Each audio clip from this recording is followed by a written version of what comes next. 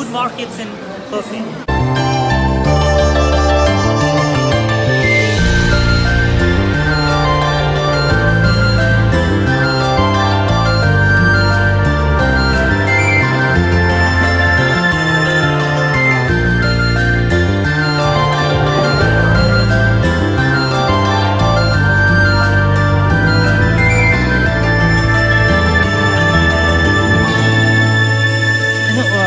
I want to bring all of you.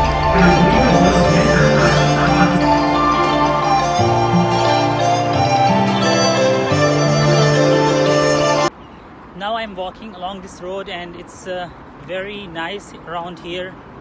I'm a little tired because I came out in the morning and now it's almost evening.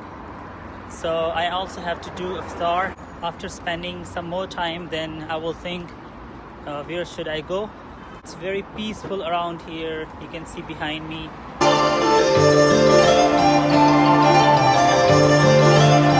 The day went really good.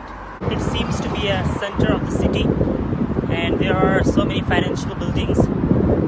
The architecture is very nice. I'm walking along this road for around 2 hours and I explored so many nice places in the city.